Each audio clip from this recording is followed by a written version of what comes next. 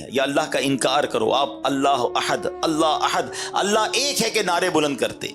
اب پیارے آقا جب ایک دو بار وہاں سے گزرے، دیکھا کہ حضرت بلال پر بڑا ظلم ہو رہا ہے، آپ کی آنکھیں بھیگ آئیں ہیں، آپ کو بڑا افسوس ہوا، بڑی محبت کرتے تھے حضرت بلال سے، مگر وہ ظالم آقا تھا اس کا۔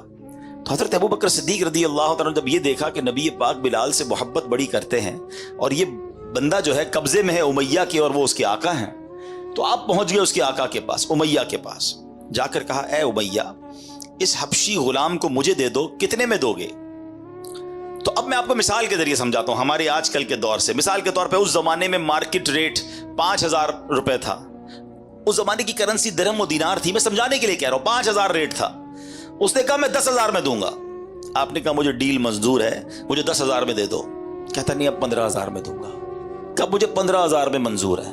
کہا 20,000 میں دوں گا۔ مثال دے رہا ہوں میں۔ آپ نے کہا مجھے 20,000 میں منظور ہے۔ وہ پیسے بڑھاتا گیا، حضرت ابو بکر صدیق اوکے کرتے گئے، آخر کار ایک اماؤنٹ طے ہو گئی۔ امیہ نے پیسے لیے، حضرت بلال حضرت ابو بکر کے حوالے کیے۔ پھر امیہ پتہ کیا کہتا ہے؟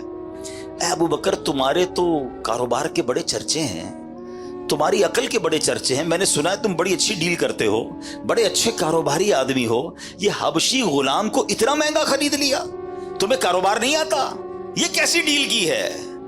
ہائے ہائے ہائے۔ حضرت ابو بکر صدیق نے جو تاریخی جملہ ارشاد فرمایا نا، آپ فرماتے امیہ تمہیں کیا معلوم بلال کی قیمت کیا ہے، تم اس سے زیادہ مانگتے میں اس سے زیادہ تمہیں دیتا۔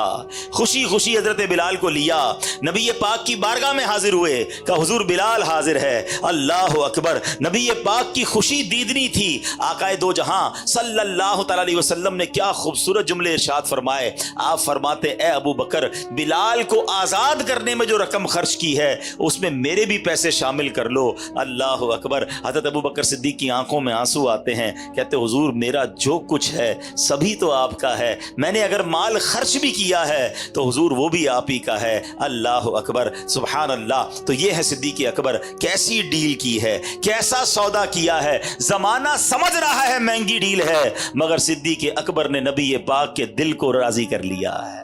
حضرت بلال حبشی کو آزاد کروانے کا جو صحرا تھا، اللہ اکبر، وہ حضرت صدیق اکبر کے پاس ہے۔